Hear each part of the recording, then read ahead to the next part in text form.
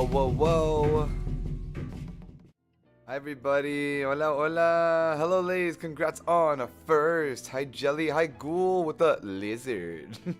Hi, Toei. ¿Cómo estás? Hello, Kitty. Congrats on second. Hi, Lily. Hello, hello. Hola, Sol. Hi, Kitty. ¿Qué más me faltó? Barry. Hi, hi. ¿Cómo estás? ¿Cómo estás? Sochi early.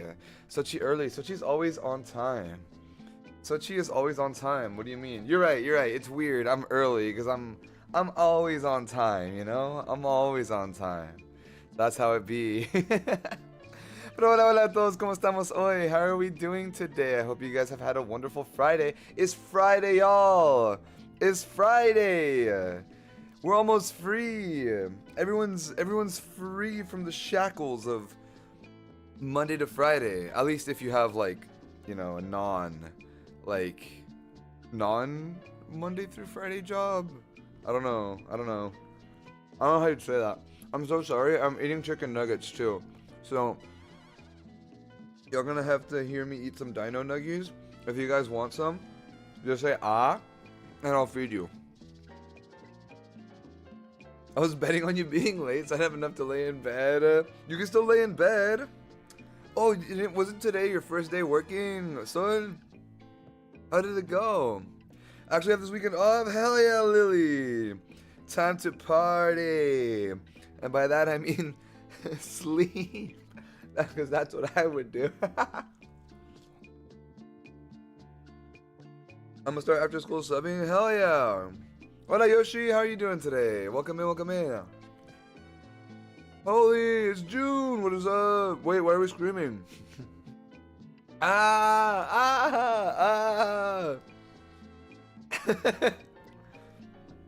It's fitting training today. Start Monday. I start. Well, did you come to the right stream? Did you show up to the right house today? Oh, opening your mouth. I'm fucking stupid. I told you that to do that. Okay, here you go. Nuggies for everybody. Nuggies para todos. Hi, Pub. ¿Cómo estás? Hello, Mizu. Hello, Charro, my goat. More school, no, please. Ito, buenas tardes. Good afternoon. How you doing today? Good to see ya. I'm dumb. I told you guys to open your mouth, say ah for nuggies, and then I have object permanence. The moment it wasn't like the priority in my brain, it just completely fell off. It's not. I know. My bad, Jelly. I forgot. Brain small. I'm good, and you? I'm good. I just got finished with my hour of disassociating after I got off work. I got home at like 4:20. Lamau. I got home at like 4:20. It took me like an hour to get home because there was hella traffic. And every time I get home from work, I lay in bed. I stare at the roof and I just disassociate for like an hour. I just silence. No tiki-toki, no Twitter, no nothing. I just lay down and stare at the roof and disassociate. Acabo de terminar mi primera semana como auxiliar de aula. Ooh, how did that go, Barry? ¿Cómo te fue? You ate my hand? Can I have it back? You are so stinky, Sochi. Hold on, pause, Lays. How do you just say that as a fact? Like, it's not even like, oh my god, this dude's stinky. It's just straight up like, you are so stinky. How do you just straight up say that as a fact? The confidence in the world. He's always stinky. ¿Cómo que? That seems about right. Really? Un niño me aventó un cuaderno. Ay, no mames. ¿Por qué? What happened? No brain for an hour? Really, no brain for an hour, man. Why is college parking so ass? Dude, when I went to college, I would either park hella far away, or, to be fair, the last few years of college, like, the first few kind of suck, because all the freshman courses are usually, like, the gen eds, like, AM or whatever. But after that, when I got to my core classes, they were all in the afternoon. So I'd show up after that fat-ass, like, morning rush, you know? And that does make it better. And I wouldn't pay for parking. I would just play the... I'd park in the structures that nobody liked to park at. and just play like it's just a gamble. You guys know me. Ya me saben. It was a gamble, and I would just gamble that I wouldn't get a ticket. Because it ain't a fact. It's not true. That's slander. Digo que no tenía la clase y se enojó cuando le intenté ayudar. Ay, ay, ay. That's, I mean, it checks out. It shouldn't check out, but it does check out, Barry. I can see that happen. Syria, ¿cómo estás? ¿Cómo estás? ¿Cómo estás? It's quiet today. I can have shochi in the kitchen. You're inviting me over for dinner? You're feeding me today, Jelly? Holy shit, I'm so excited to eat. Hold up, he might be onto something. So, Charo, let me tell you. ¿Cómo se llama? I did the math when I was in college. I had to go 4 days without getting a ticket, and that would cover the cost of parking. So do the math and see if it's worth it for you. Everyone's situation varies. It's okay, you stink like roses. Aw, me? I stink like roses. So she smells like Monster and Pulparitos. June, no. Okay. Tell me why today I had Monster and Pulparindo way. Like legit, I had a Pulparindo when I got out of work and I had my Monster. Ain't no way. That's crazy. That threw me for a loop. Dead ass fucking right on the money. I can't stay because I'm going to a birthday party. Just want to drop by and wish everybody a lovely day. Hope you have a good stream. Thank you, Sugar. Have fun at the birthday party. Que te diviertas. I hope you have a beautiful day yourself. I'm good. Got lucky this weekend. Saturday and Sunday off. Everyone's getting the weekend off. Let's fucking go. I love that for you guys. I'll be back in 5 to 10 for sure. No worries. I'll cook. Just stay away from the stove. I want to help. Look, I got some secret sauce. I got some secret seasoning. You'll be blessed with knowledge.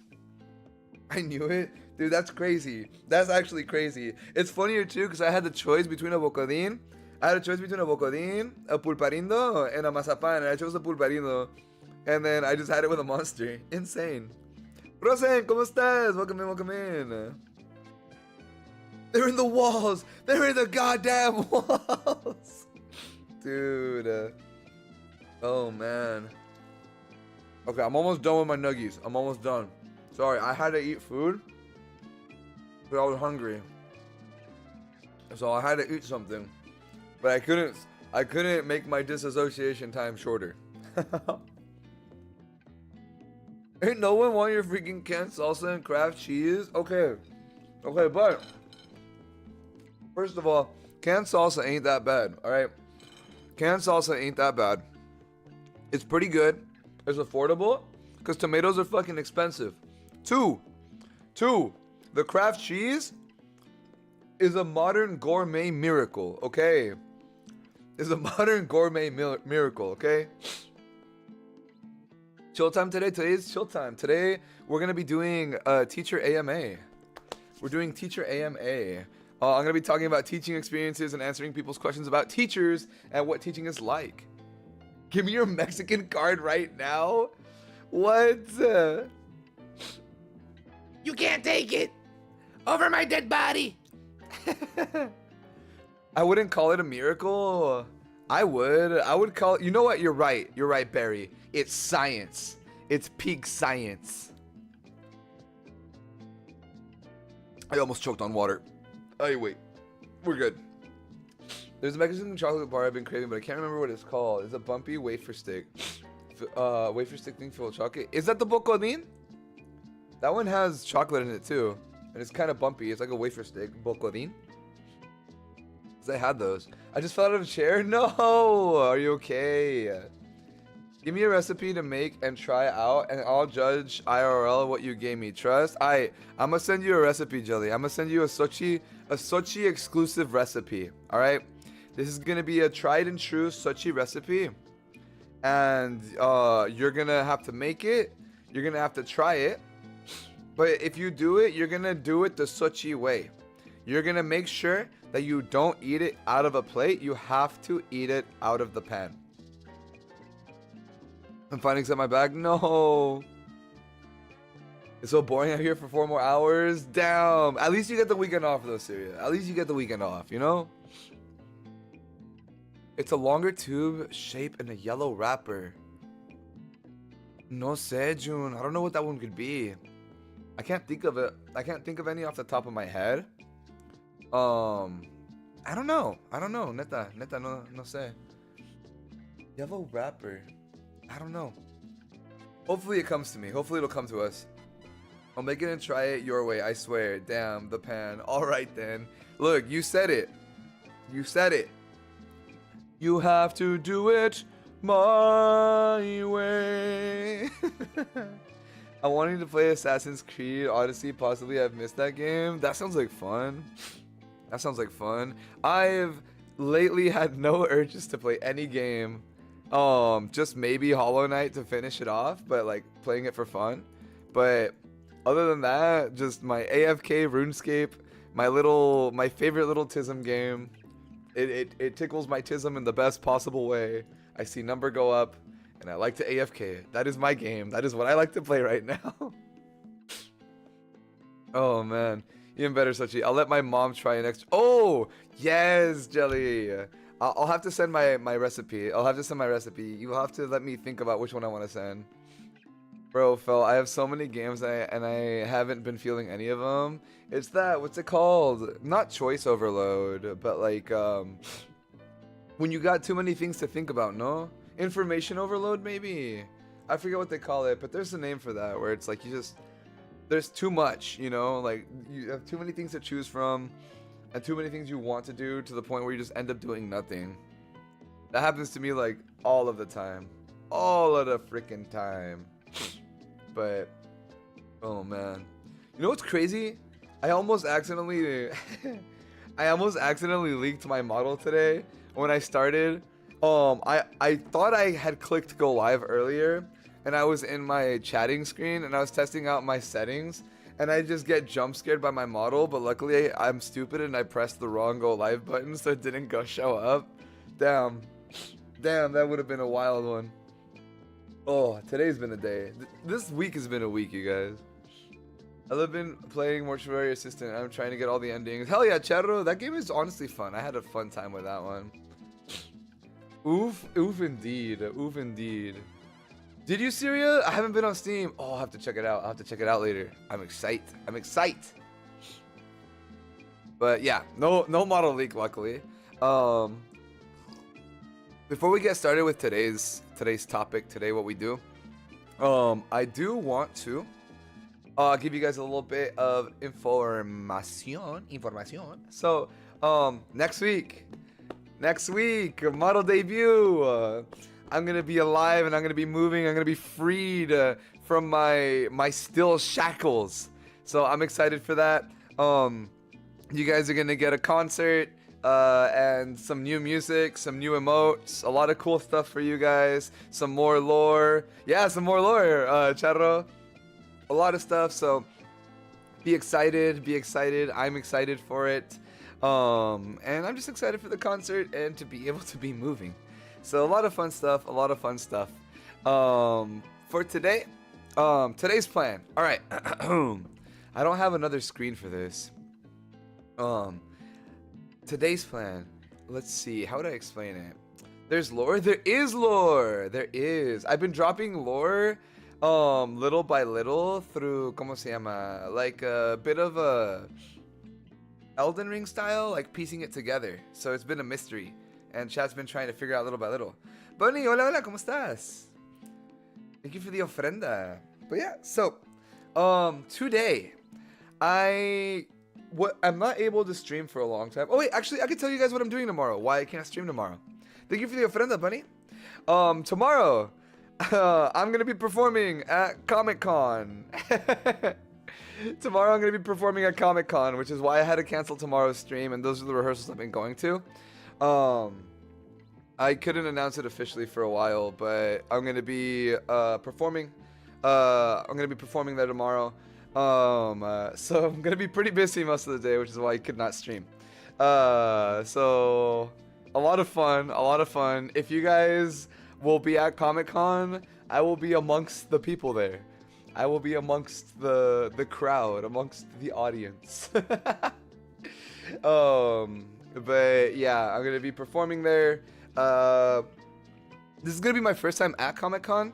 I'm in a couple of orchestras. I'm actually in 4 performances tomorrow. So I'm performing 4 times tomorrow. Doing either, well, one of them's not a performance, one of them's doing sound, and the other 3 I'm performing with an orchestra. And then I just got my confirmation that I will also be performing at Expo this year again. And I've performed at Anime Expo for the last like 6 years. But that's what all my rehearsals have been for. So a lot of stuff. But yeah. That's why I can't be here tomorrow. But it's gonna be a lot of fun. Hope you have fun. Thank you. You've performed at Anime Expo? Yes, I've been performing there for the last 5 years for sure. 6 years maybe.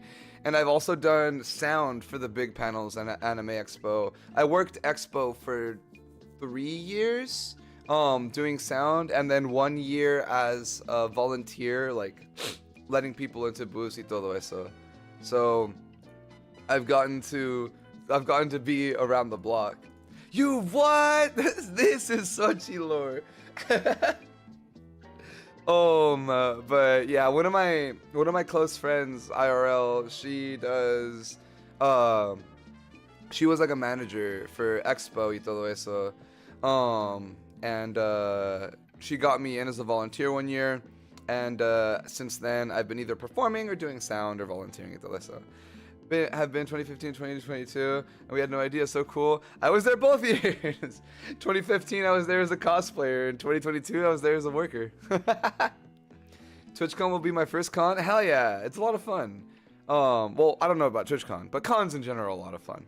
I've never been to TwitchCon myself. And then this is gonna be my first year at Comic Con. I've gone to Anime Expo, but never Comic Con.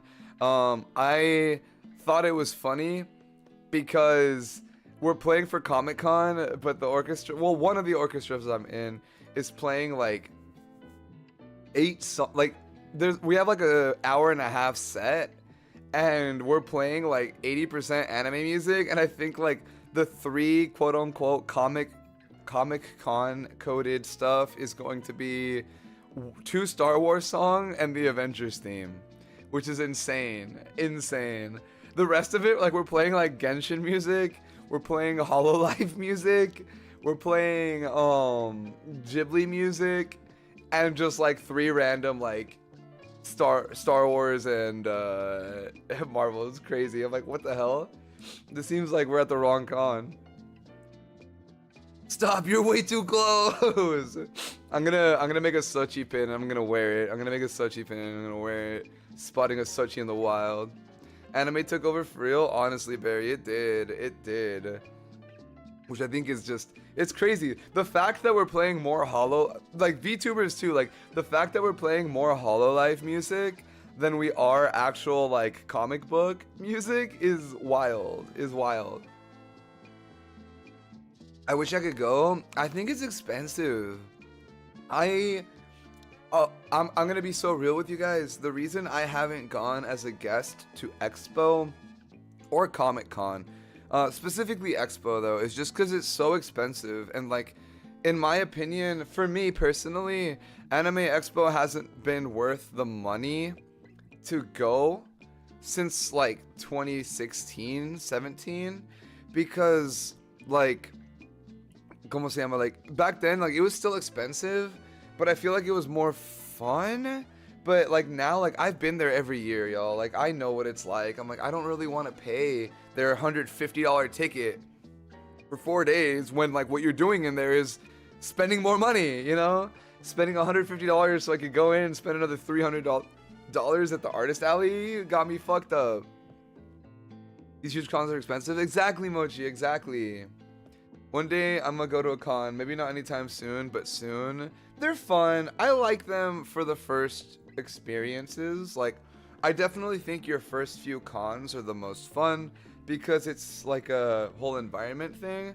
I will I will warn you guys, if you guys have like anxiety of being around a lot of people, if you have anxiety of like crowds, maybe find a way to like go with a friend and find a spot where it's like comfortable and quiet, because I am very outgoing. I don't mind being around a lot of people, but even I will get anxiety at those cons sometimes because you are drowning in people. Like, it is a pit of people, and I'm like, dude, the other good thing about working there is we get into the backstage access. So I don't have to go through the crowds. I can go backstage, but I would never go back as a guest unless it was like with friends or something. Way too different now compared to back in the day, like early 2000s, 2010s. I know, Mochi. It's so true. It's so true. I worked at a con in LA, just sat at the ticket all weekend. I didn't see/do anything. Yeah, it's fun for the first few times. I personally, again, like, I've seen everything at a con, so unless there's panels particularly, I don't really care much, so I just go to perform. I like performing. So we're still meeting at Off-K, I felt my T-shift. Hi, Velvet! But yeah, like, big cons like those, like, again, this is from somebody who is, ¿cómo se llama? This is from somebody who doesn't get overstimulated normally, which is me. I love being in crowds. I love being in that kind of environment. Even I get overstimulated. So yeah, it's a learning thing. Not even learning thing. It's a thing where you have to find places to breathe. Sorry, not LA, at Vegas. Oh, okay. So far, I've only gone to small local cons, but even then, sometimes the space is small. I like local cons. I really do. One of my performances, and actually where I ended up meeting Chaya, the VTuber that I happened to run into in the wild, we had a rehearsal close to a con called Ichigo Con, which was in like, not NorCal, but like up past LA. It's pretty far. I ran into Chaya over there, and I like the smaller cons. I feel like you get a lot of the fun of the bigger cons without the chaos. But you definitely don't get like the big things in terms of like, I don't know, like booths y todo eso. Break over back to work. Alright, Siri, have a good rest of your day at work. Te vaya bien. I have the temperament of a stray cat, I fear. I love cosplaying and going to cons, though. I also love cosplaying and going to cons. I have a horrible I was gonna say horrible mofo. Horrible FOMO. I have bad FOMO. So I like, ¿cómo se llama? Like, if I go to a con and I'm not cosplaying, I feel like I'm missing out on a lot, you know? Which I think is odd, but I'm like, damn, you know, I could have been cosplaying. I should have been cosplaying, but I'm not. Curses. And I end up not wanting to go to cons because of that. Unless I'm cosplaying or doing something, you feel me?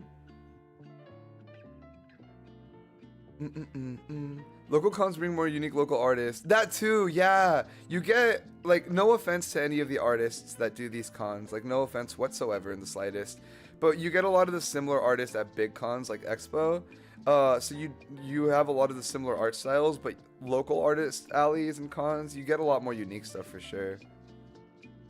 I got hit with a Coca-Cola vanilla can 5 hours ago. No! The con fun was so real. You get me. You get me. I tried going to Expo one year and ended up leaving an hour into it because there were so many people. I don't blame you, Lily. It is insane. And people need to learn to use deodorant. God help me. Some people need to learn common manners and common decency, man. The amount of people who just straight up stank is insane. I was going to like a Fate event at one of the expos, and some guy right in front of me just ripped ass. And I'm like, in broad daylight, brother, in the middle of a crowd, we have no fresh oxygen. Like, no te entiendo, güey. No te entiendo. That's the thing that gets me is people like that. Like, por favor, like deodorant. Like, I get self-conscious if I go to the gym and have to stop by like Target or like a store after, because I'm just like, oh man, I smell like sweat. So I have like deodorant, extra deodorant, like body spray. I get self-conscious. I'm like, how are you walking out here smelling like a whole ass middle school locker? Like the locker room or whatever the fuck. Like, it smells dank. Brother, please. Insane work. Cosplaying so fun is my break from the real world shit. I get you, Mushy. It's so much fun. The last con I cosplayed at had to be because it was a Nikki event on a decommissioned warship ship. That's crazy. That's so fucking cool. Off-Kai was so smelly, I was gonna pass out. Exactly. Wear deodorant. Like, you already paid for the ticket. You have deodorant money, especially if the con is a hotel. Yes, please, please, wear deodorant. Gracias por la ofrenda, Rosenk. I immediately take a shower when I go back home from the gym, just because I'm afraid to smell. Exactly, dude. And I'm like, brother, like, okay, a lot of the cosplays I do, like, cosplayers, you'll understand. Like, a lot of them wear layers, you know, like. You're layered in clothes, you're wearing a wig, y todo esto. It gets hot, it gets sweaty. I wear deodorant, I consistently reapply. I have a horrible fear of smelling bad. I'm like, people, but then other people will just walk up to me and I'm like, like, please, you're in a crowded place. Just wear deodorant. Es todo. One day I'm a cosplay as Sochi to meet Sochi. If anybody ever cosplayed me, I think I'd like freak out from like fanboying. Insane. Like, I think I would lose my mind. The cosplay pics were fire at that con. Let's go. We love fire cosplay pics. Well, the manners while looking at some figurines, a guy picked a Rem figure and just turned at me and said, I like them like that. Submissive. Oh no, Barry. Oh, dude, yes, some people are so like, and like, oh man, I don't know. I try to be very patient. Trato de ser bien paciente, right? I try to be very patient because I understand, you know, like, not everybody is necessarily like neurotypical or lo que sea, like, so I try to be understanding. I get it. But again, like, when you're, like, there's some people there that just choose to stank. Like, I've been to Smash tournaments, bro. I've been to Yu-Gi-Oh card shops. I've been to Magic the Gathering card shops. Well, the one by my house don't smell like that, but I've been to some where it just rank, brother. It's just rank. Like, come on. Get a mini hand electric fan helps with the hot cons environment. I should. Oh man, that's gonna be me tomorrow too. I was gonna take my Magic cards to Comic Con too to duel people. More motivation to go to the gym to cosplay as Sochi? Oh, hell yeah. Remember I said something about your headband? I'm working on it for fun. Oh my god! I'm excited. I'm so excited. Oh man. Anyways. That is enough of the general yapping from me. I will go on forever about this. It's time for us to get to talking about what we be talking about today. So, this week, I thought I'd do something fun. Again, it was going to be a short stream today because I have to get ready for tomorrow. So I'm like, what are some things that I want to talk about? What are some things that I think would be really cool to discuss that some people might be interested about learning about or lo que sea? And, well, as most of you guys know, for those of you guys that have been here for a while, you already know I'm a teacher. That's what I do for a living. I'm a teacher at a public school. And I have been teaching for a long time now. And I was like, you know what? I've had a lot of people ask me questions about teaching, just in general, like random things. So I was like, why not do like a quick AMA about like people who are curious about how teaching works, had questions for a teacher, or even just things like that. So those of you guys that have been here before will know that. Those of you guys that are new here, that's some information for you guys. So let me give you guys a little bit of a background. So for anybody who is new to stream, new to my stream, or anybody who's going to be watching the VOD later or lo que sea, let me introduce myself as Professor Sochi. So a little bit of my background.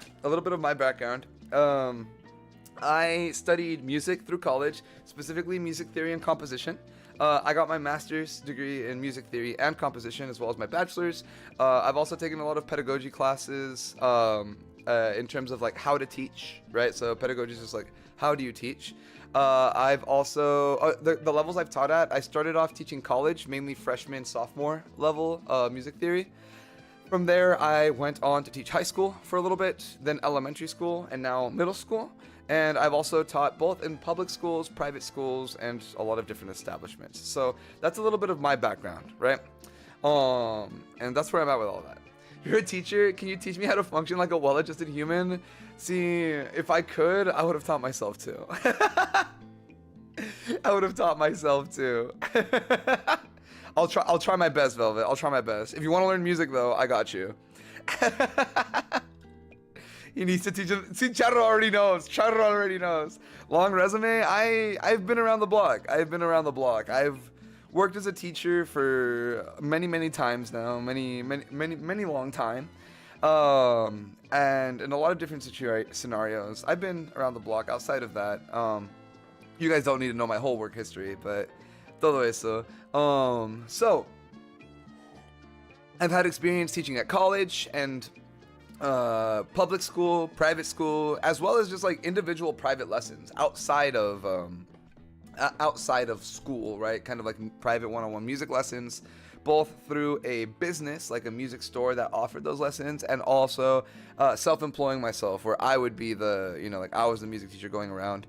The subjects that I've taught is instrumental performance, right? So I've taught instrumental performance. That's going to be things like violin, viola, cello, flute, clarinet, saxophone, guitar, piano, drums, any instrument you could think of. I've probably taught that instrument.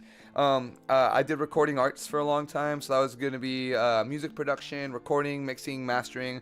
That's what I did at the private school, as well as performance etiquette. And in college, I also gave a lot of lectures. My specialty was musicology and composition.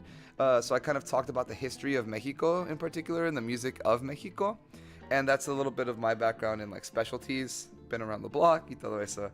But yeah, I have a lot of knowledge in the world of education. I have a lot of strong opinions in education and how things should be done. And I'm very passionate about teaching, as again, a lot of my viewers would know. So that's what we're going to talk about. I asked on a couple of websites for people to drop some questions for me. And I got quite a few.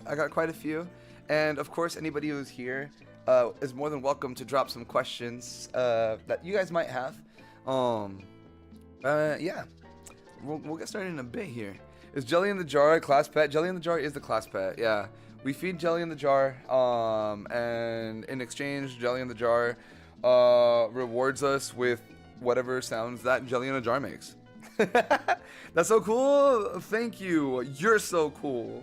You're so fucking cool. So, currently where I'm at, I'm teaching middle school band right now. This is my second year as a middle school band teacher. A year ago, I taught elementary, so K through 5. And before that, high school. And then, yeah, yada, yada, yada. And I've been teaching private lessons all the way throughout, so. Sip, sip, sip. Me? Cool? Someone thinks I'm cool? Hell yeah. You're all fucking cool.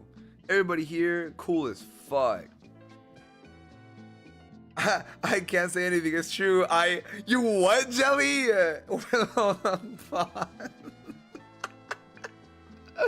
That is one hell of a typo. That is one hell of a typo. Why? Sorry, I got.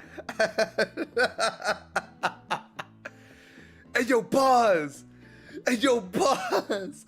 I'll be back. No te preocupes, Rosenk. Jelly, you what? Hey, hold on. Can I get in? Hey, yo. Bro, I'm just like my students for real. Immediately derail the conversation because some bullshit happened. Crazy work. Hey, yo. A la madre. Jelly, own it. Slay. You just gotta own it. You just gotta own it. Oh my god. Crazy.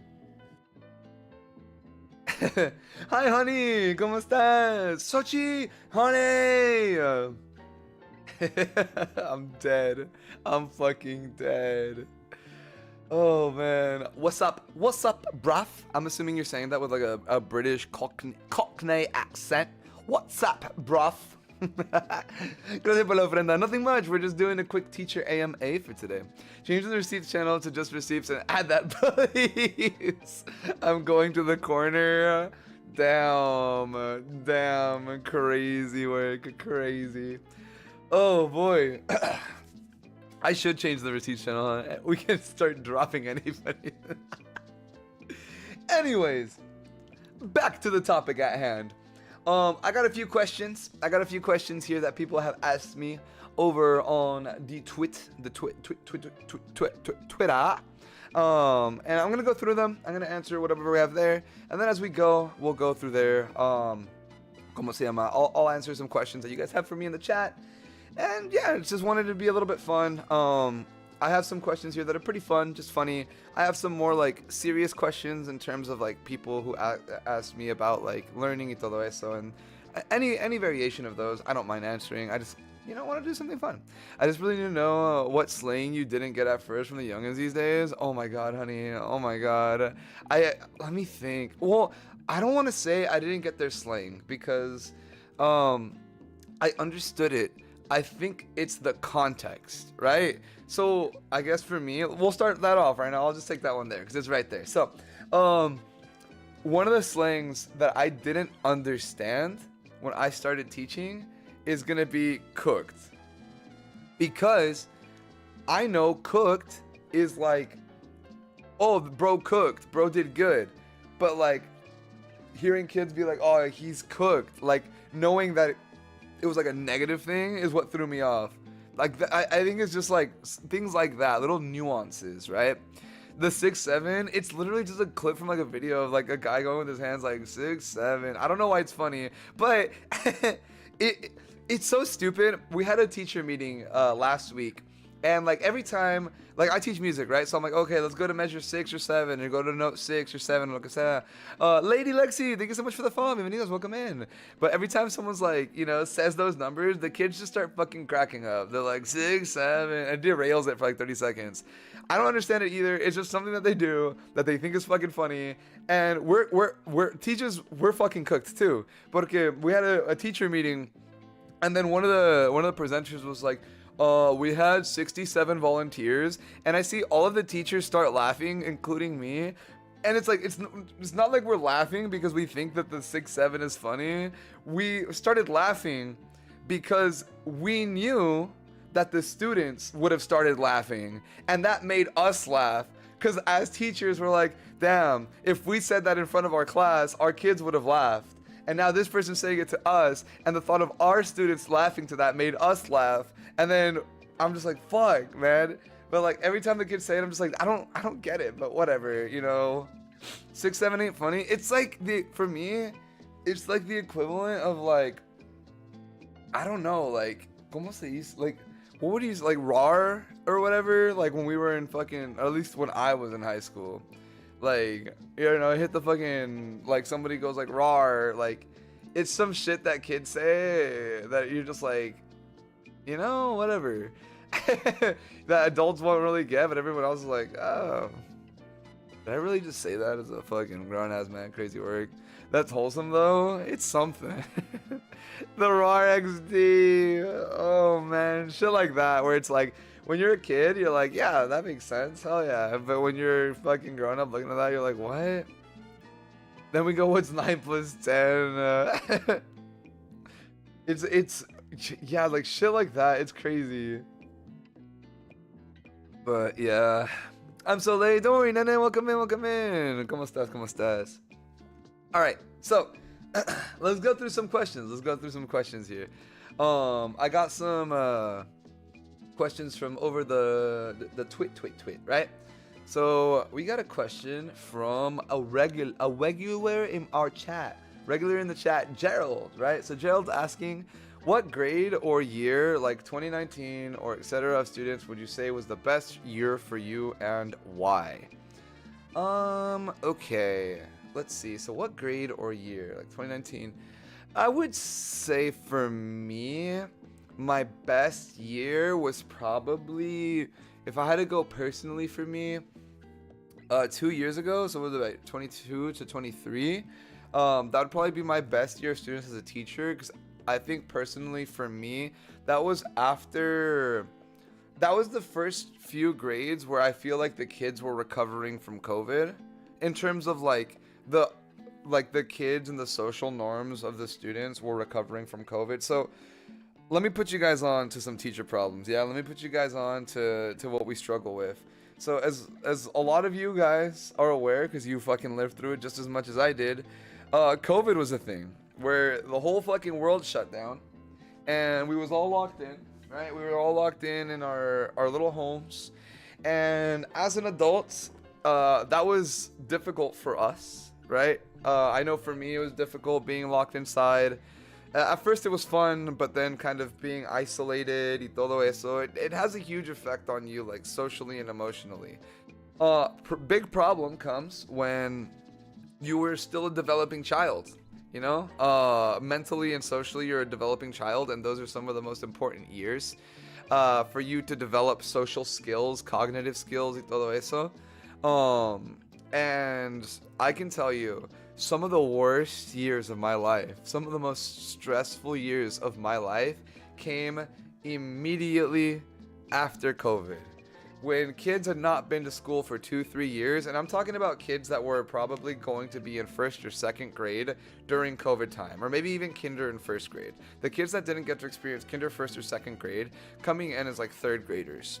And then older as well. Those kids missed such a crucial development point in their life where we had middle schoolers that were acting essentially like third graders because they had the social, emotional, cognitive skills of a third grader. So you have eighth graders that are full, like some eighth graders are fucking huge. I don't know if you guys have like siblings, lo que sea, or have seen an eighth grader lately. Some are tiny. Some of these motherfuckers are like goddamn big. They're huge. So you have an eighth grader with all the strength and a body size of damn near a high schooler, a full-grown person, and the social and emotional capability of a fourth grader. So they're fighting, they're swinging, like throwing shit. You know, like third graders, second graders, first graders will sometimes throw tantrums. They'll throw shit, they'll push shit, but they're limited in what they could do. When you got a whole ass 13-year-old like dude throwing shit, like that can fuck somebody up. So like, I think for me the best years were 23, 22, because that's when we started recovering from that, and you can start seeing that the kids are like, oh shit, like they're going back to normal. The world is healing, if you will. So true. I worked at a daycare during/after COVID for a while, and it was awful. It's fucking awful, honey. It is horrible. Está horrible. It was a terrible time. It was a terrible time.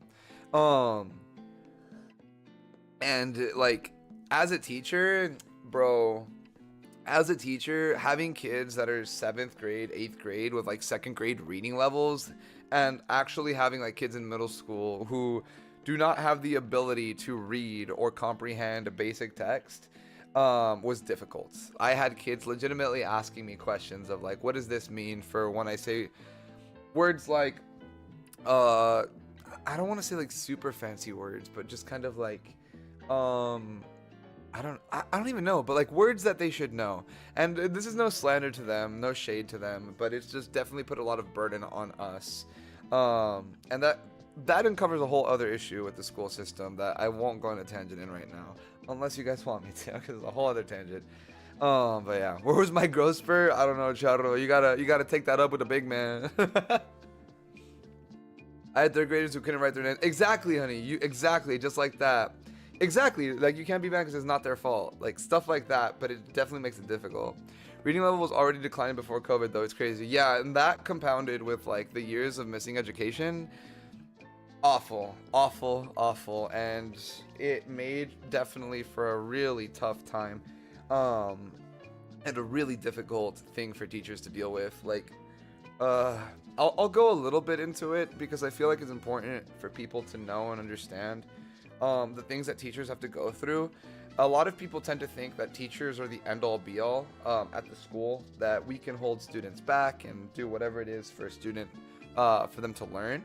But like, nosotros no podemos. Like, I can submit a student to the front office multiple times for being behind, being this, being that, but the problem is that the system just pushes them forward anyways. They could like, if I don't know, they could fail multiple subjects multiple times and moving on forward, and like they'll still get pushed onto the next grade, pushed onto the next grade. Like, there's no reason there should be a sixth grader, seventh grader with the inability to read at a second grade level. And we have systems like that for that in place, where we have like a our district has like speech classes where kids get pulled out of class, but now you have kids missing class. Like, I have multiple students that can't read or write, and they get pulled out of my class for the first 30 minutes. Granted, I'm only banned, right? It's whatever.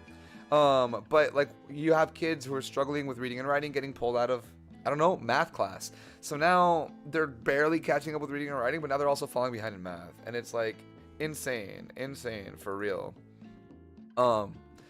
Even now I have third graders that write and hold their pencil. Like, yeah, like motor skills is another thing. Fine motor skills, developmental skills, absolutely. It's why TikTok can be so dangerous, because teens get their news from spoken word and not reading. Yes. And the other issue is the importance of understanding sources and validating materials, validating information. What can seem obvious for us or older generations as like incorrect news, or like things like there's a lack of skepticism. They hear things and then that's all they get. It's the surface level. Whoever their first person they hear about, there's no further research into that. And like, we already had to do like media literacy. I remember doing that in like college, but not so much. In high school, you know, most of our sources, for me at least, were like, you know, textbooks y todo eso, and like online articles, but you had to like validate them. There's a lack of that. So information is definitely a big issue. I could write about that forever. Me too. Don't even get me started. No Child Left Behind, Reunited. The education system said what? Ruined. Yeah, No Child Left Behind fucked us. Absolutely. That was like the beginning of a lot of these issues for sure. School is so nuts now looking at it as an adult. Like, these kids do not have the basic skills they should have by 5th grade. Absolutely. And again, like, being a middle school teacher, I got to see a lot of this because they're moving on from elementary, where it's a little bit more child focused to a bit more young adult focused in middle school. And students without the ability to regulate emotions because of a low social emotional IQ, the lack of comprehension in both reading, writing, understanding financial literacy, media literacy, which is so important because that's all they do, you know. That's something the teacher I'm helping said with the kid that threw the book at me. Office and parents have done nothing. Yeah, at my old middle school that I worked at. So here's a story. At the old middle school that I worked at, it was it was in the bottom 10 middle schools of California in terms of funding, grades, and everything. It was a 6th, 7th, 8th grade school, and we had about 700 students. We've had teachers at that school that were physically assaulted by students. They were abused in terms of like physically, like punched, kicked, threatened. Like, it was very, very common. I had students, not regularly, but I had students that would come and like threaten, like, oh, like, let's fight. I had a student that walked up to me one day, because I called him out for having a cell phone in class. And he walked up to me. He's like, hey, like, what you gonna do about it? Like, what you gonna do? Like, stepping up to me. And I'm like, I'm not gonna do anything, dude. You're 12 years old. Like, I don't care what you say. But a lot of teachers have to deal with that consistently, and it's tough because you have to deal with things like that. We're constantly under ¿cómo se llama? We're constantly under things like, I've had multiple, like, oh, there's a firearm on campus, you know, like, or there is, or / reports of a firearm, reports of a weapon, intruder on campus, like different things like that, where it's like, it's insane how jaded some kids are. Like, when I was at that middle school, I remember there was a lockdown, and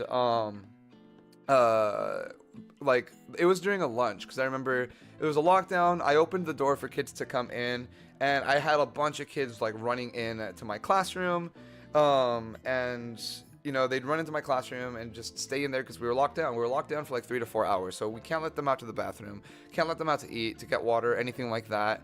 And we're locked in there, and like some students are like laughing about it because it's a coping mechanism, really. They're making jokes about the school getting, banged up or whatever. But it's like, I can tell them like, hey, that's not appropriate language or whatever, but it's their way that they've learned to like cope with it because they don't have other ways and things like that. But it's insane, the stuff that we have to deal with. Like, again, teachers getting punched, kicked, and then the office is like, well, we can't really do anything. So there's a meme amongst teachers where like you'll send a kid out to the office for whatever, like punching, kicking, throwing, verbal, whatever, and they'll come back with a fucking juice box and be like, well, anyways, tangent. I think they push them through because they can't accommodate them with the influx of new students. Logistical nightmare. I'm so grateful we were taught media literacy. And yeah, I mean, like, part of it is that, June, where it's like they can't accommodate them. But another big part of it is just the remnants of the No Child Left Behind, where they have to be moved up. And it's not worth the hassle academically for the office and admin to deal with like holding back a student.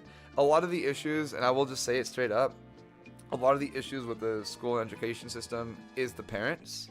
I think one of the worst things about being a teacher for me, and like I love teaching, one of the worst things for me is dealing with parents. Like, I hate dealing with parents. Like, some of them are supportive, bless their souls, like, but there's some where it's just like, you're a fucking nightmare to deal with. Like, your kid's a fucking nightmare, you're a nightmare, and they're a nightmare because you're a nightmare, and it's insane. A child needing extra time to understand material is not leaving them behind, it's setting them up for success. Exactly. Like, kids will get pushed through, especially in subjects like mathematics, science, where knowledge is cumulative and not just like a one-shot thing. I don't want to say like history, but the best examples would be like a history where you learn about a chapter and then you learn about another chapter and you could skip over, you don't necessarily need to know what happened before, even though it would be helpful. But when it comes to things like math, when it comes to things like science, where you're building off of previous knowledge, if your previous knowledge isn't there, what the fuck are you gonna do? Yeah. Oh, yeah. Classes being overloaded, some students can't get the attention. Oh my god, you're telling me. I think my largest class right now, for me personally at my middle school, my largest class is 38 kids. Which is fucking massive. And a logistical nightmare for just getting everybody's attention, getting everybody to work, all the way. So like 38 kids in one classroom. And it's, of course, my 6th graders. Like, that's my 6th grade class. So they're young. They have instruments in their hands. Like, it's a big ass to deal with. It's, ugh. And, yeah, class sizes can get really fucking crazy. Need to re-understand that it's okay to hold some kids back because sometimes they need that and it's alright. It's not the schools, though, Mochi. It's the parents. It's the parents. Because the parents will make us think about it. And if the parents make us think about it, the district hears about it. And the thing is here, a lot of the times, even if you have supporting admin or whatever, they'll take it all the way up to the district. The parents will take it all the way up to the district, and the district will come back and say pass them anyways. So it's like eventually there's somebody in the chain of command that will just say fuck you, fuck what you say, and we're gonna just do this shit anyways. So that's just the way it is. 38's a whole marching band. Jelly, thank you for the hydrate. Sorry, I didn't see that. I took off my glasses. I can't see. That's why I can't be a teacher. You're scaring me and worrying me. I'm just gonna be a sub. No.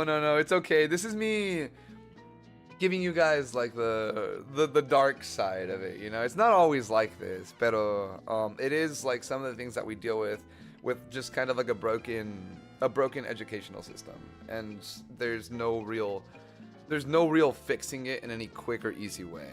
And as a sub, you'll be okay. I'll get to your question too, Soul, because I have some good advice for you too. Parents just want to skirt their kids through whatever they learn or not. My brother's a high school science teacher, and he gets emails from parents asking why their kid is failing. Exactly. Oh my fuck. Chat. One of these days, I'm going to do a stream where all I read is parents' emails that they have sent me. Obviously, removing any vital information. But some of the shit that I have read in emails or gotten in calls. Okay, dude. Okay. Hold on. This last week, I had a parent-teacher conference with a parent for one of my students.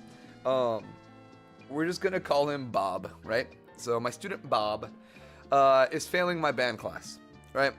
I make multiple accommodations for students because when it comes to middle school band, there's certain electives that you have to take. Well, you have to have an elective, first of all. And if you don't have an elective that you're particular to, they'll throw you in whatever fits your schedule the best. And for him, it just so happened to be band. And I understand that there are some students in my band class that do not want to be in band. And I understand that, and I respect it. As a teacher, I can either force them to play an instrument and make the performance and experience miserable for those that do want to play, because now there's somebody there that's not going to practice or participate, whatever, or I can give them an alternative assignment, which is what I usually do. I go on Google Classrooms, I create a weekly assignment sheet of like listening and stuff that they have to work, not busy work, but stuff that they will still learn how to read music. They'll still learn how to like write, todo eso. But they don't have to play an instrument. So that way they can still pass the class. I do all of this to try to help these students pass. He hasn't done anything in class. This last week, we did a worksheet where you had to identify the notes on the staff. Like it was treble clef, identify the notes on the staff, both the spaces and the lines. I have the answers on the board for the students because I tell them like, not the answers per se, but I have like the actual like cheat sheet, like all of the notes written on the board and on the walls, so that way they can look around and like use their resources, right? I want to teach them to be resourceful, right? Like not just like memorize it, they'll memorize it over time. So they look around, and this kid just didn't give a fuck. Like you could tell, like the only kids that failed that test were the kids that just didn't give a fuck. And you have to write in the musical alphabet where it goes, so like A, B, C, D, F, G, lo que sea, whatever. He didn't write anything, and as a matter of fact, like all he wrote on the top line was just fuck, like F-U-C-K, right? He wrote fuck you on the top line. I saw that, I'm like, oh, all right, like that's like not gonna slide. So I've already talked to Bob multiple times about his behavior in class, like leaving class early, todo eso. I've tried to contact the parents on multiple occasions about his behavior in the class. So anyways, I get that. I'm like, okay, well, like, first of all, I do want to preface this by saying I don't take any of this personally. Like, I think one of my greatest strengths, not to glaze myself, but one of my greatest strengths as a teacher is I don't take what the shit that these kids say personally. They're fucking 12 years old, bro. Like, they're 11, 12, 13. Like, I'm like, in my eyes, they're babies, Like, they just say shit. I don't really give a fuck. Like, whatever. So I didn't take it personally, but it's just a thing where it's like, you can't get away with this. It's, there's consequences to actions.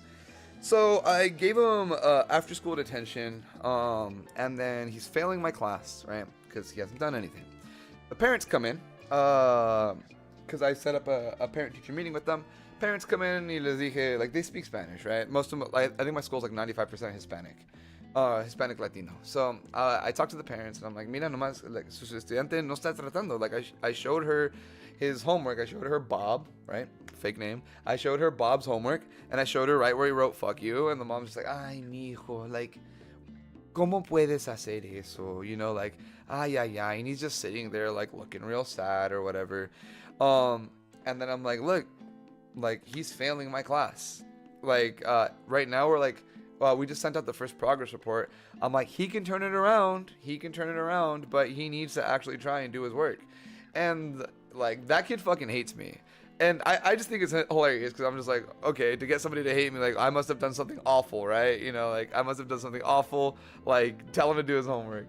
But anyways, like, the parent was just like, I don't know, it's just that he's on the soccer team, and he can't be failing a class to be on the soccer team and all of this, and like, is there anything we could do? And I'm like, yeah, there's something we could do.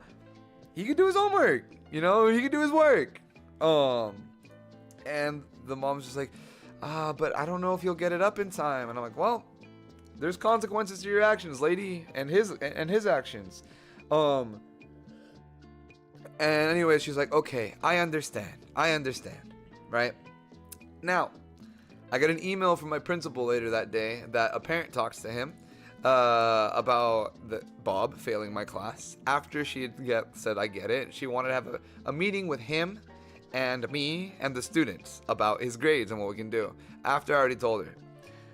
So my principal calls me in early. My principal calls me in early to talk to me about what's going on. He's like, he's a very supportive dude. He's like, hey, bro, like, what's going on? Like, I know this isn't normal in your class, or lo que sea. What's going on? I give him the whole lowdown. He's like, all right, I'm gonna back you up. Just whatever you want to say, whatever you want to do. So the mom comes in with the dad this time. We have the same conversation, and this is what I tell him, right? Because this is my perspective. When I'm teaching music and I'm teaching band, I don't expect these kids, like, in a negative way, but I don't expect every kid that walks through my door to be the next prodigy or the next best player in the world. I know that not all of my kids are going to play music for the rest of their lives. And I know that it's not quote unquote a necessary skill, but what I do want them to take out of my class is like discipline, understanding, like being motivated y todo eso, and how the real world works. And I remember I was telling the mom, I was like, look, can I change his grade to a passing grade so he could be on the soccer team? Yes, I could. But, and I told her in a very respectful way, I'm like, if I did that and you allowed me to do that, all we're doing is teaching your son that whenever there's a problem, you can fix it by talking him out of it instead of him fixing his actions. We're not teaching him that, sometimes things happen like this if you don't do what you're supposed to. And in middle school, it's not that big of a deal. But I'm like, in college, they're not going to let that slide. If you said this to a college professor, me being a college teacher before, or brought this before the school board, they'd laugh in front of your face. If you showed up to work late too many times, you're getting fired. There's consequences to your actions. He hasn't done shit, so he has to, if he can't be on the soccer team for a semester, that's his fault. Hopefully it'll teach him. But oh man, I hate dealing with parents like that. Anyways, I went on a hell of a tangent for that one. I would sob of joy. Oh, I read that so late. I don't even know what it's for. I'm so sorry, son. A girl back in high school failed dance because she wouldn't change her clothes in the lockers and wouldn't even try the routine. Yeah, like people will do that all the time. That's why I try to be like accommodating as much as I can, because I want to give them any chance to pass, but also like I always try to check myself, if that makes sense.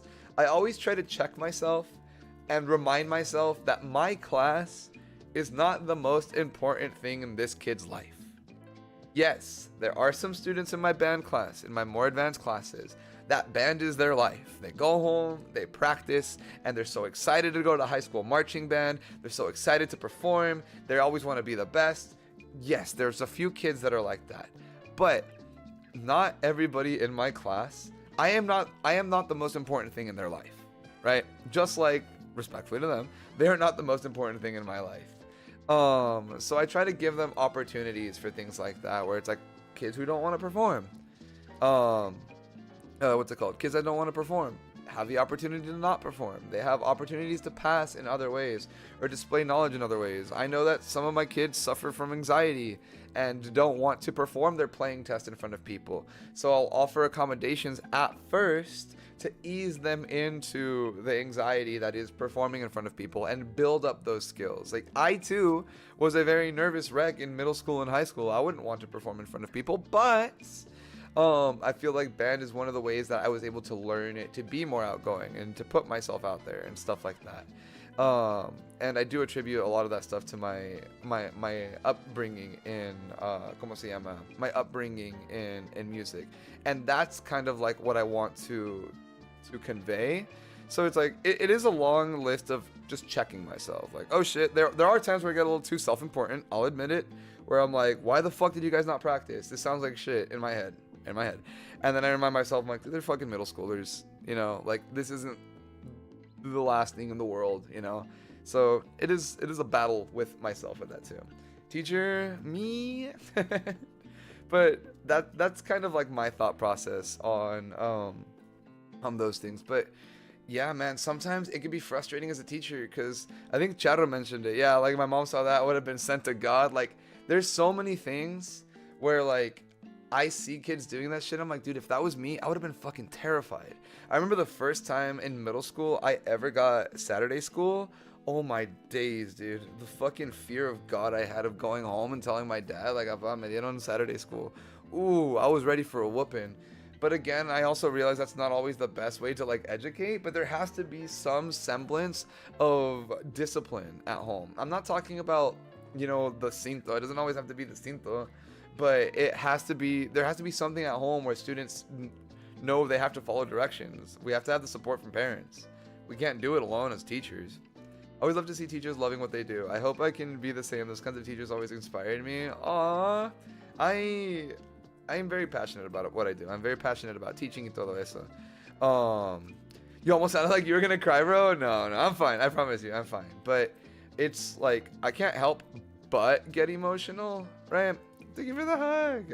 I can't help but get emotional when I talk about this because it is something that I'm passionate about. You know, like when my kids are failing my class, I get frustrated because I'm like, what can I do differently? Like, what can I do differently to help this student pass?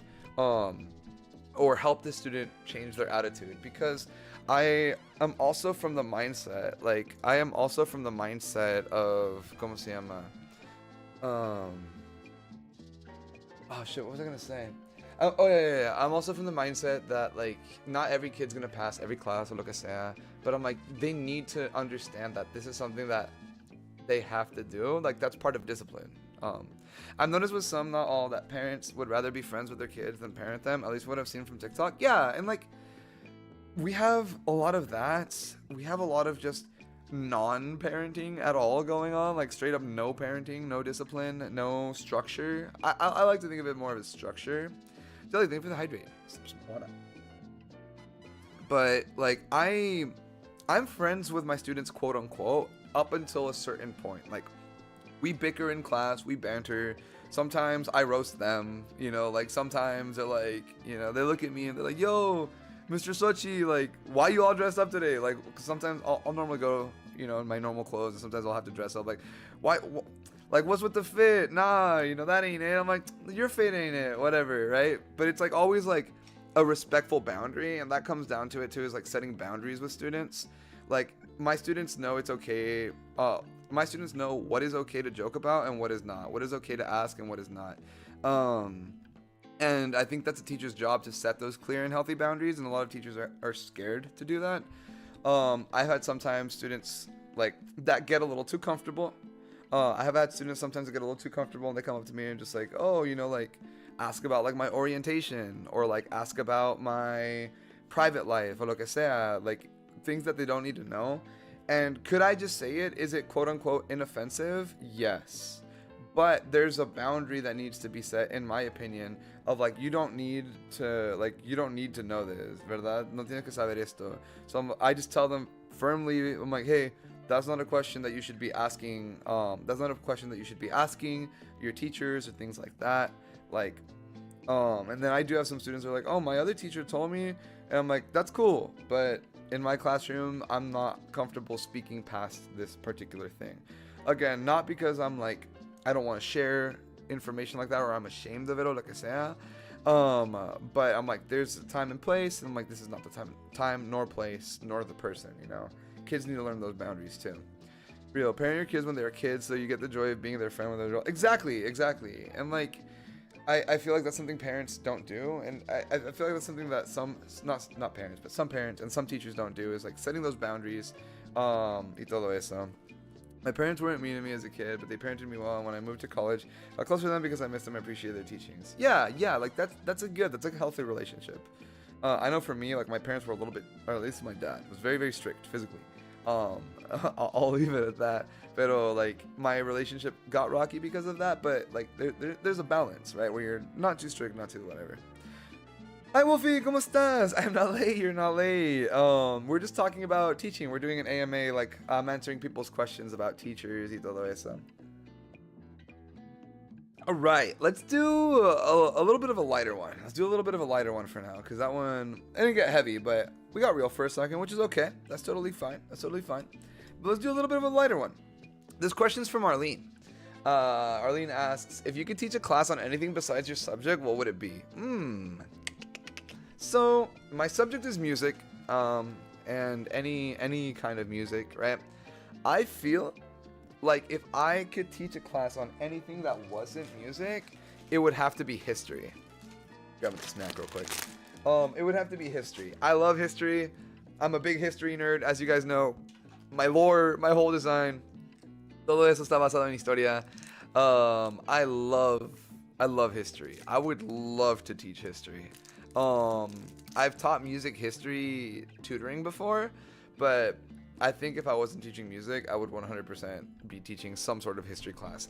Particularly, I would love to do a world history class on like the history of Mexico because I think students can always learn more about that, you know? I can see that, can you? How long does grading take? It never ends, Wolfie. It never ends. History is an underappreciated subject that gets taught. I am so passionate about history. I'm so fucking passionate about history. I could see you as a theater teacher putting on the musicals. Maybe. I don't think I'm like theater enough for theater. I've performed in some theater stuff, but when I talk to some theater teachers, I'm like, oh, like I meet them like, you teach theater. Like, you teach theater with a capital T. You are the theater. Respectfully, in a very positive way. They're very fun, normally very quirky, very outgoing in a very different way than I am. But I can tell right away, like, you are the theater. But always fun teachers, fun stuff. Oh man. A ver, let's do another one. A ver. Oh, this was from Mochi. Do you have a favorite age / grade group that you have taught? And how do you come up with your curriculum for teaching music? Ooh, 1000%. If I could be a teacher, I'd be a theater teacher. Shit sounds fun. It does. It does sound fun.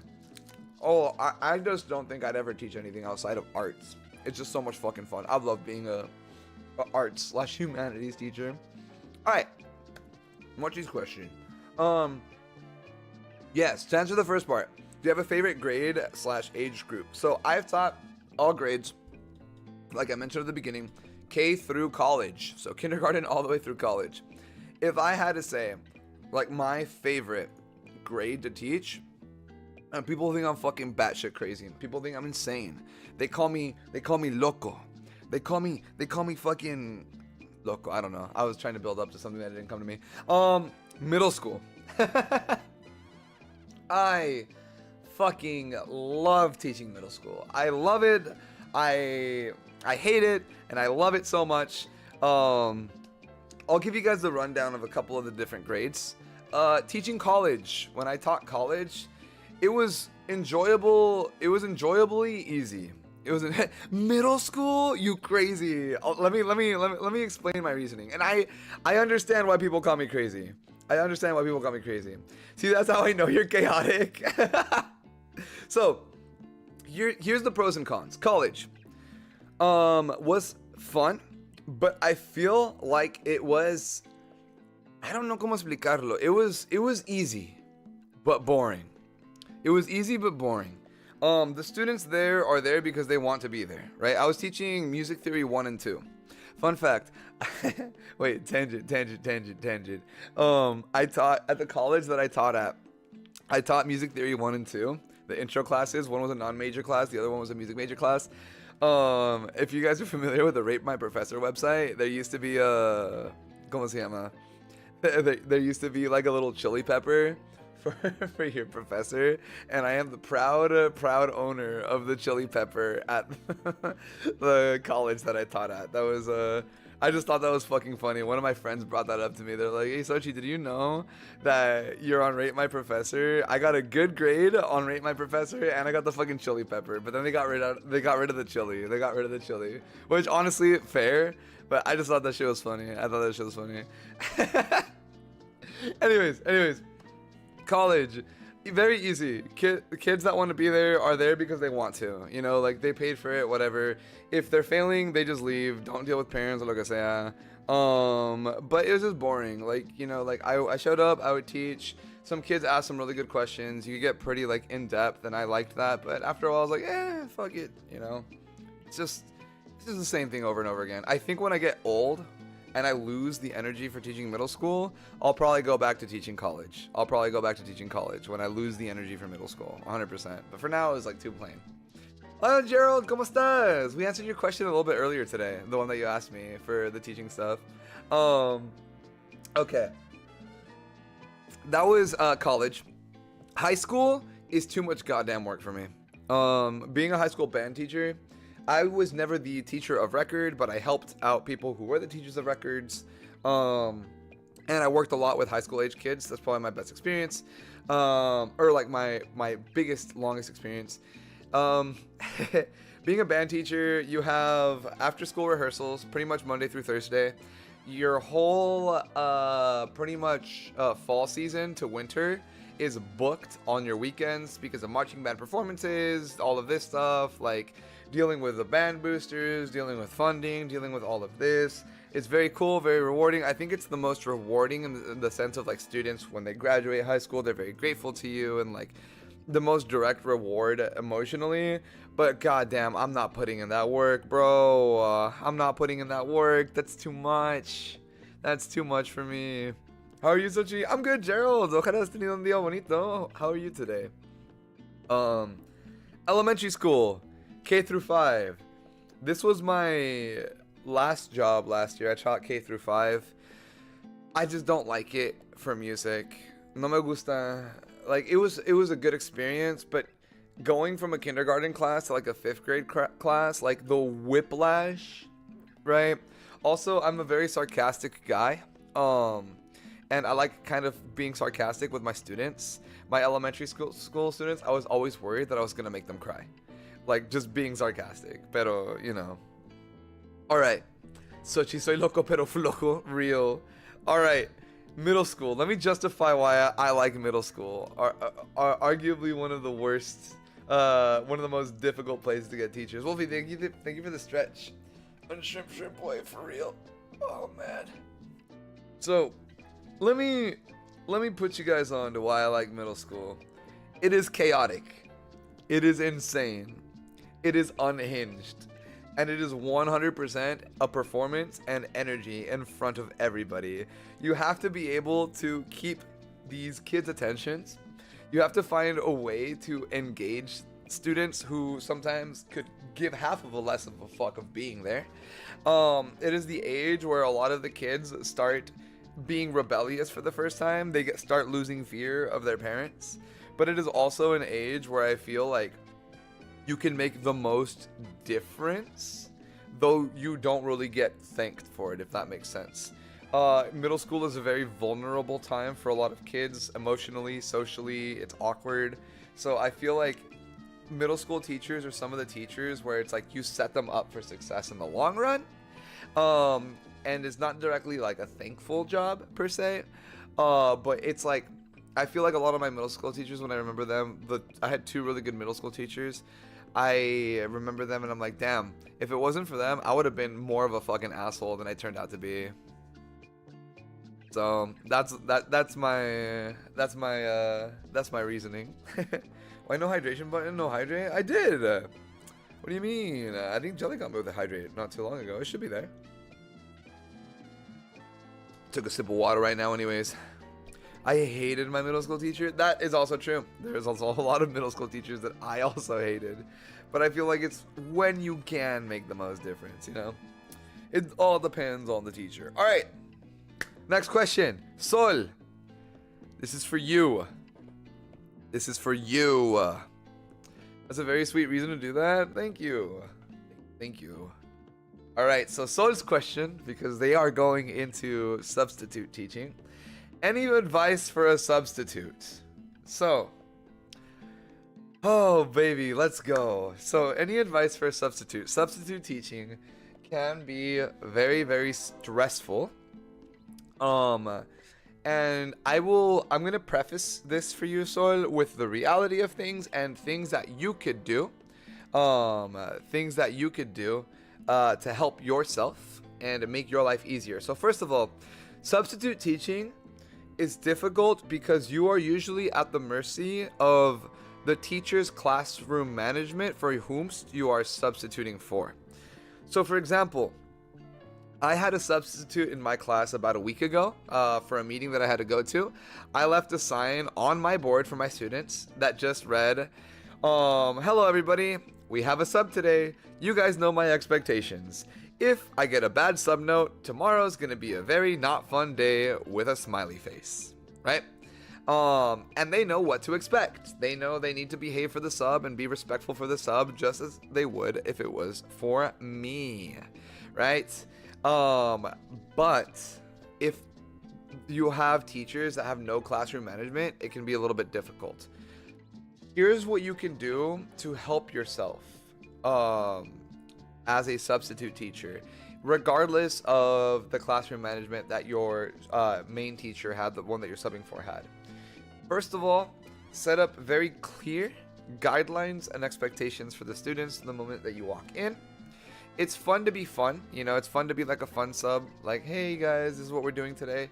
When I would sub for my coworkers classes, I'm always very clear. I walk in like, hey, this is what they told you to do, and be very clear about what you expect them to do.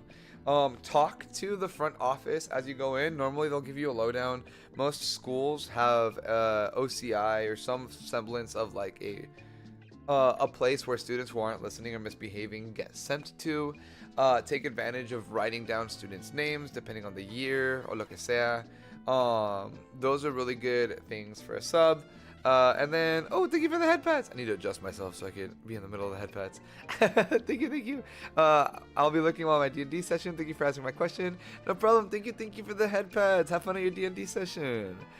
But yeah, so set clear expectations. Let the students know right away. That was a face pat for real.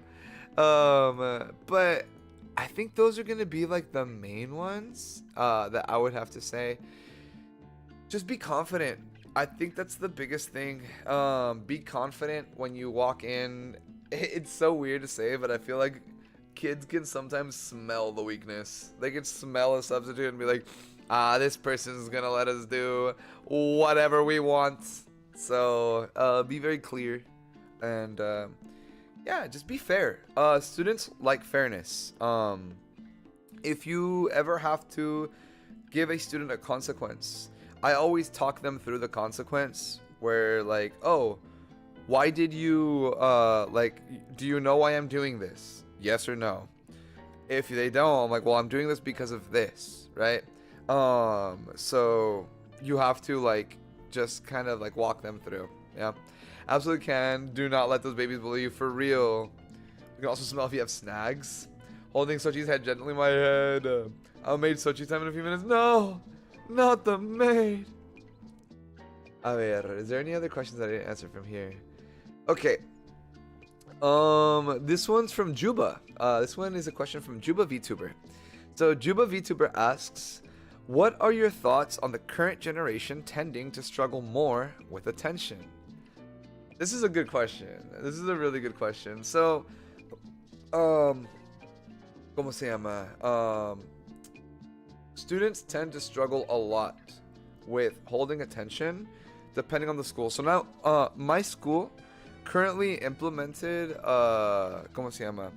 My school currently implemented a rule where it's absolutely no cell phone policy.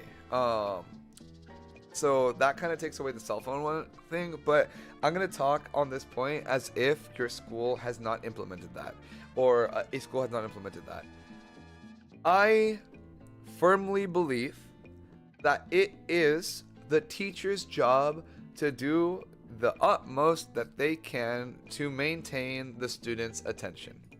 What I mean by that is that it is a teacher's job to be able to make the lesson entertaining, make the lesson, find a way to make it engaging, right?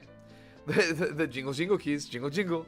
Find a way to make it engaging, being funny, doing things like that. Yeah, like I do some memes with the students that they find funny or whatever, or some things that they find funny to kind of get their attention and set an expectation or lo que sea. Pero al mismo tiempo, like, I try to make my lessons engaging, make them move, make them perform. For me, it's easy as a band teacher, I feel like, because they have to perform. But when I'm teaching mode and like yapping, I try to find a way to not just straight talk, just straight up talk, like lecture to them, but more teach them how and why things work.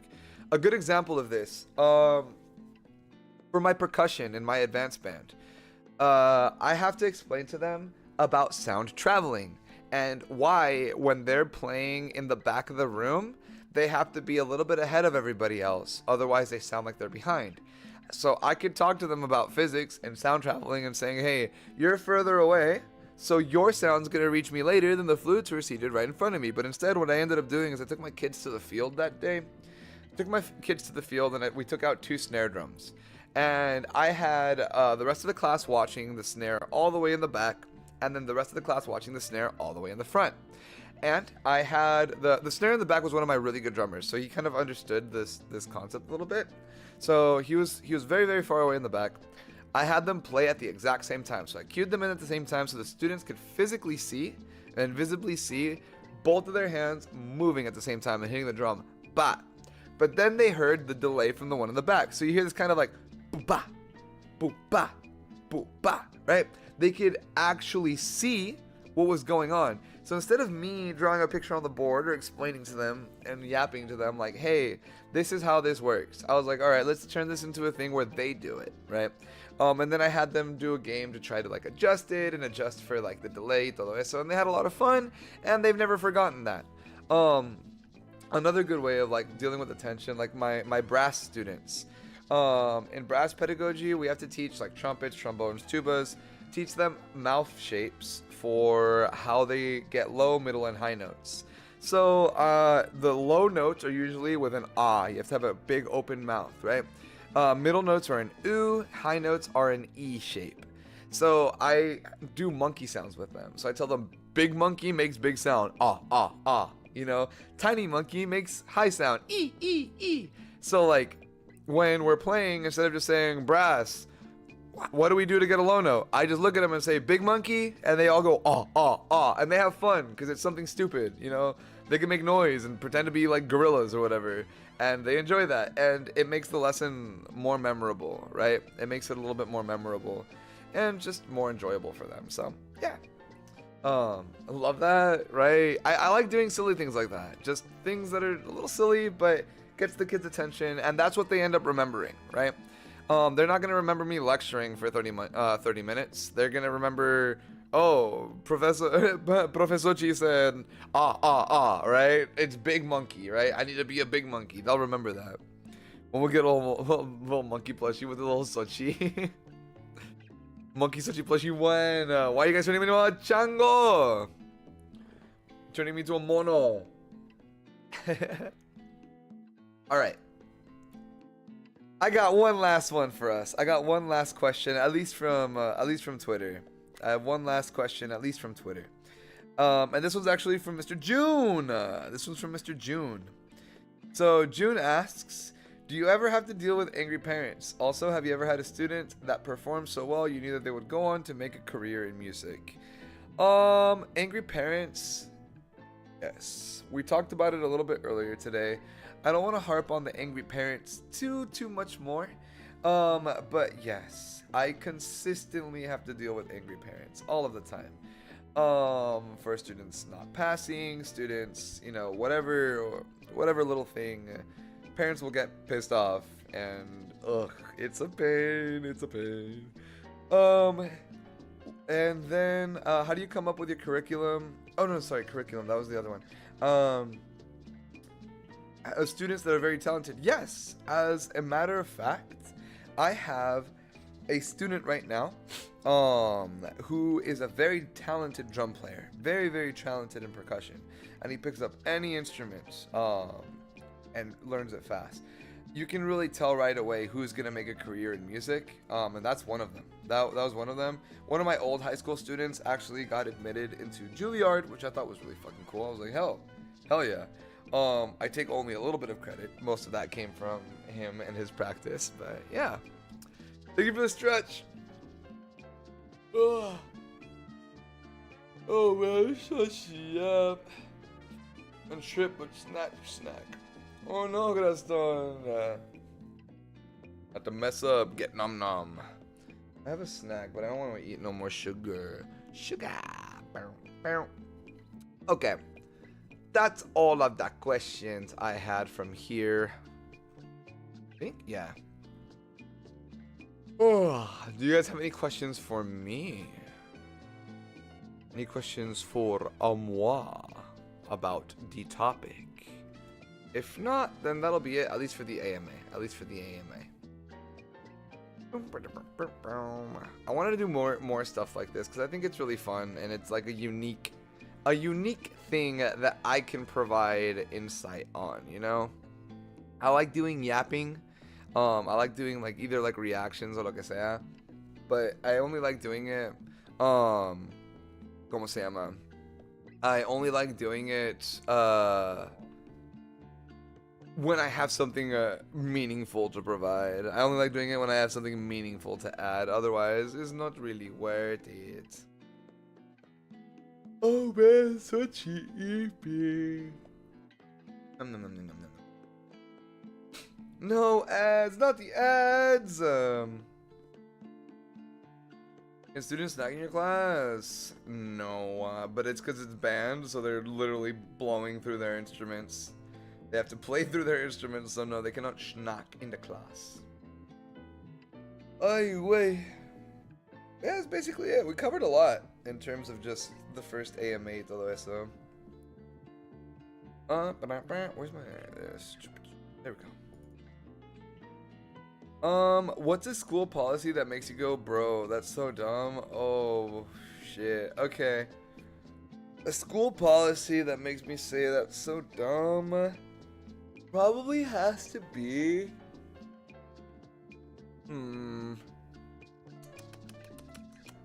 There's a lot of them. Honestly. For one of our policies, it doesn't have it anymore. My old school had a two-fight policy. Where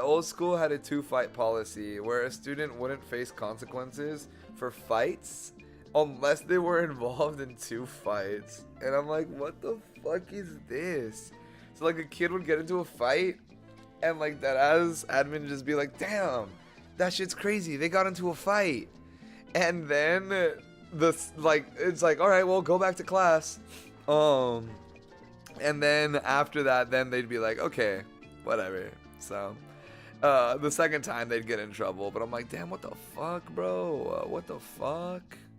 That shit's crazy. But that was one of the ones where I'm like, this is kind of stupid. But yeah. Can we nom on snacks in your class? No. But mainly because it's band and everybody's playing on an instrument. So no one can eat snacks in my class because I don't want them blowing dirty ass crumbs through my instruments.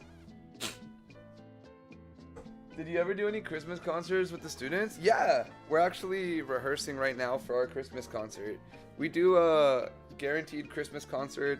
I also have my students, once they get the hang of it, I have them do a Halloween concert too because I fucking love Halloween. So we'll do like music from like Danny Elfman music, lo que sea, todo eso. So absolutely Christmas concerts, absolutely Halloween concerts. I try to make them perform as much as we can. We're gonna have a Dia de los Muertos concert, which I talked to my school about. I was like, yo, you guys want my kids to play for awards assembly? Because they always want me to play for awards assembly. And they're like, yes. And I'm like, all right, in exchange, you have to let me do a Dia de los Muertos concert. And they're like, I bet. And I'm like, cool. All right, Dia de los Muertos it is. So, yeah. What about drinkless not water? No. Only water in my classroom because ants. And also you're blowing through an instrument. That's going to get all sugary. And that's going to decay the inside of the instrument. And make me repair it. I don't even know when I picked up my guitar. Hola, Arlene. ¿Cómo estás?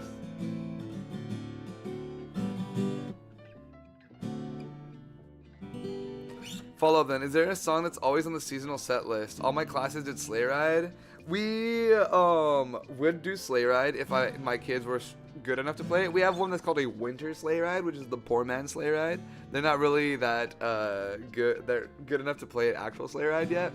But yeah, that one probably Silent Night, pero Noche de Paz, todo eso.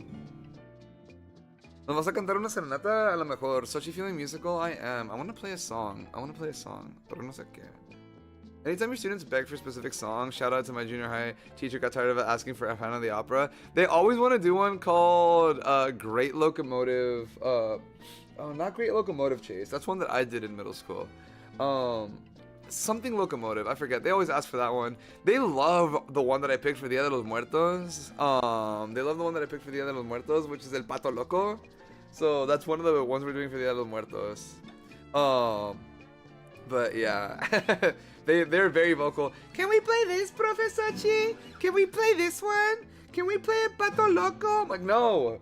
We're playing Born to be Wild for the assembly. We need to practice Born to be Wild. Can we play El Pato Loco? Can we play El Pato Loco? No. Sit the fuck down. Fucking love Great Locomotive. So good.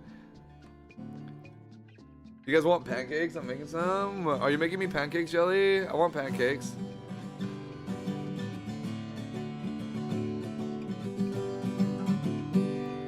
I want to practice some songs for my... Would you guys be chill for me to practice some songs for my concert next week? I want to learn some.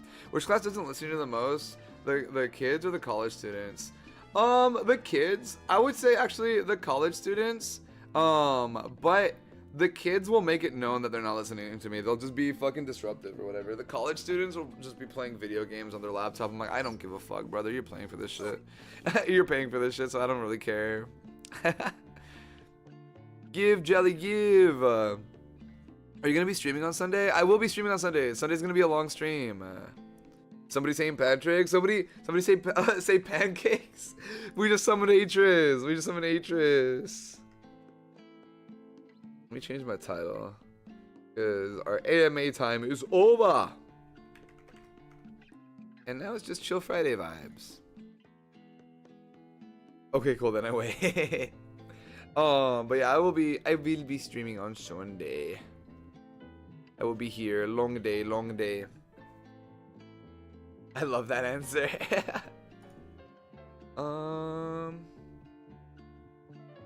Let's see. How's the Minecraft coming along? It's going pretty good. It's going pretty good.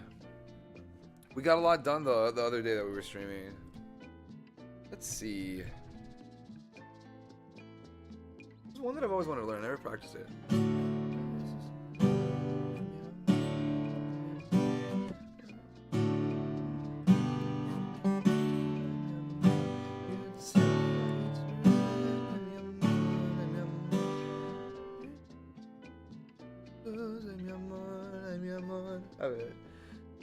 What color is the sky? How does this song go? I forget. I need to listen to this song. Hold on. You guys are gonna hear it. I'm gonna put it on speaker. Good luck, Gaston! The right way.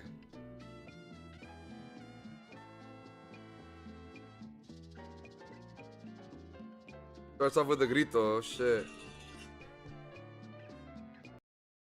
I cannot do that part. Okay. What color is the sky? Ay, mi amor, ay, mi amor. You tell me that it's red. Ay, mi amor, ay, mi amor. Where should I put my shoes? Ay, mi amor, ay, mi amor. I say, put them on your head. Ay, mi amor, ay, mi amor. You make me un poco loco, un poquitito loco. Oh no, it's make me un poco loco, un poquitito loco. The way you keep me guessing, I'm nodding and I'm yesing. I'll count it as a blessing.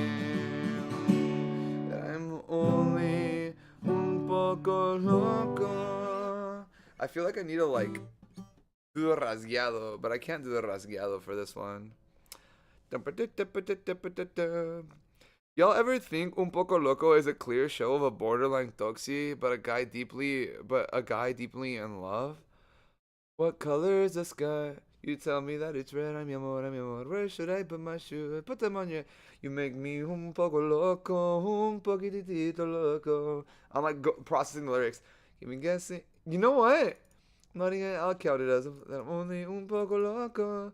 The loco that you make me is just un poco crazy. The sense that you're not making the liberties you're taking. Oh my god. Hold on, wait. You might be onto something. You make me un poco loco, un poquitito loco. I never picked that up. I was just like, oh, it's un poco loco. Damn.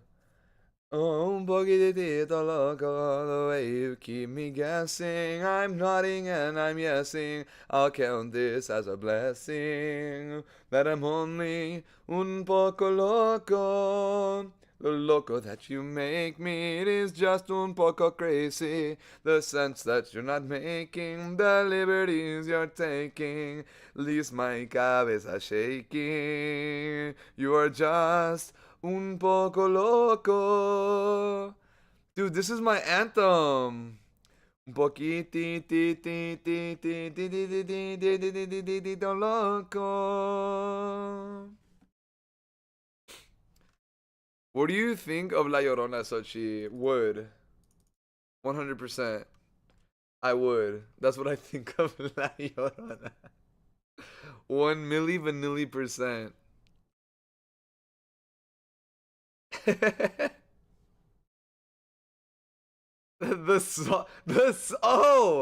Oh, you meant, I knew that. Like I would sing it. I would sing it.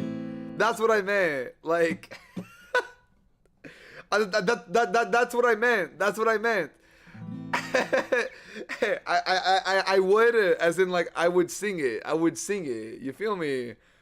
Welcome back, Rosank. So she is singing the song. Wow. So what do you mean, wow? Well, we know it. No. Look. Like I said, Charma man. I want to be surprised so bad. Does that mean you're not surprised?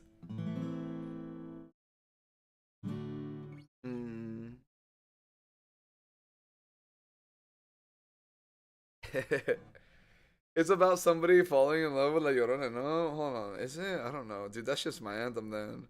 Dude, this song's more peak than I already thought it was. Damn. Don't hide it, me and I mean, it is the truth. It is the truth.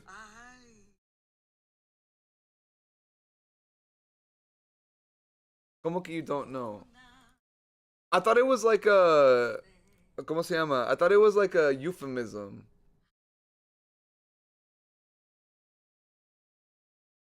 Dude, none of y'all listen to the... Son's out here spitting fucking facts and we're like, what? A ver. A ver, hold on. Déjame prender mi reverb porque si no, neta, me escucho bien feo. I just vibe with it. Play it, music boy. The future stream idea, hear me out cake. I want to do that at some point for sure. I need to like cook for it though. Ay, de mi llorona, llorona de azul celeste. How do I play a B7? Hold on. Se me olvidó. I forgot how to play a B7. B7, some booty butt cheeks. Why is this a chord? Okay, ahí está. Okay. So it's ay, de mi llorona, llorona de azul celeste. Ay, de mi llorona, llorona de azul celeste. Y aunque me cueste la vida... Oh, no, sorry. Y aunque la vida me cueste, llorona, no dejaré de quererte. No dejaré de quererte. I don't know how to play rasgueado. Ay. Me subí al pino más alto, llorona, a ver si te divisaba. Me subí al pino más alto, llorona, a ver si te divisaba. Como el pino era tierno, llorona, al verme llorar, lloraba. Como el pino era tierno, llorona, verme llorar, lloraba.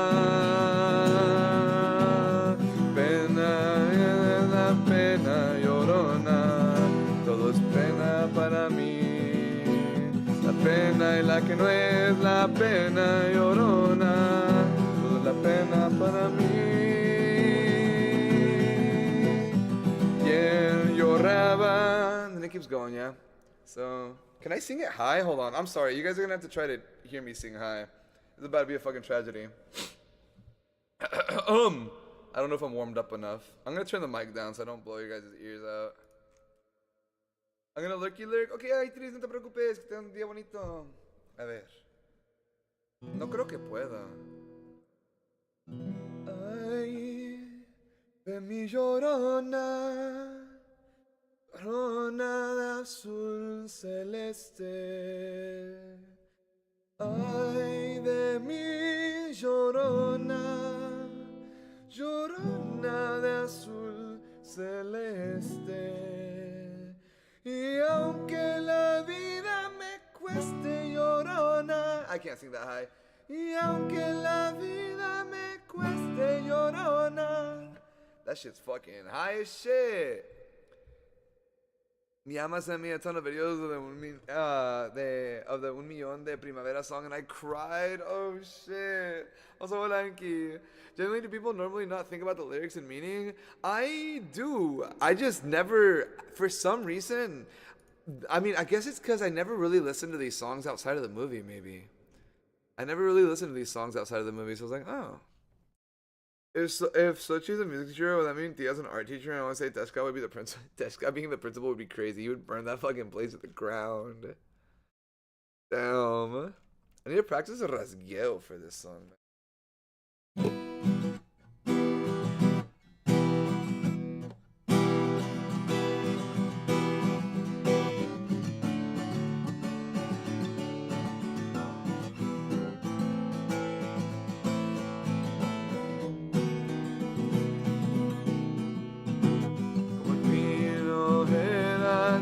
No llorona. La pena y la que no es pena llorona. Todo es pena para mí. Pena y la que no es pena llorona. Pena para mí. I wish I was good at guitar, man. That's something I want to get good at, pero no puedo. Well, it's gonna take a lot of practice. Ay, ay, ay, ay, ay. What guy would be running in a school associate? I think Wheats would be PE. Wheats would probably be PE. I could see that. I could see that. The principal? I could see Tlaloc. I could see them as the principal for sure. Tlaloc just doing Tlaloc things, you know? Oh. To be honest, I see Teshka as a history teacher. I can see many of them, right? We believe in you, Sochi. Thank you, Enki. Your belief gives me strength. Me da fuerza. Whew. Alright. I'm probably going to be ending here because I have to still learn some music for tomorrow. Tengo que practicar mi música because there's 4 songs for tomorrow's performance that I have yet to learn. And my performance is tomorrow. And I have no time. I have no time. And I need to learn them right now. Otherwise, they're gonna yell at me. They're not gonna yell at me, but it's not gonna go well. So, you procrastinated! That's my superpower, chat. Procrastination. Procrastination! Anyways, that's where we're gonna be ending today. I have a very special raid today. We're gonna be raiding my friend Chaya. What example are you doing for your kids? Ow, no me pegues. Look, it's different. It's different, okay? I have the skill to learn it in one day, right? Sorry, such a good luck. Thank you guys so much. I won't see you guys tomorrow. Los voy a extrañar mucho, pero I will see you guys on Sunday. We're gonna have a long stream on Sunday. Let me drop my raid message right here, so that way you guys have a raid message. We're gonna be raiding Chaya, who's a fellow Mexica and Aztec VTuber, and she's actually talking about the Aztec Triple Alliance today, which is a really cool topic. It's really fun. It's a really good thing to learn about if you guys are interested. So I hope you guys have a wonderful time. Be kind. Que tengan un día muy, pero muy bonito. Y los veo el domingo. Hasta luego. Bye.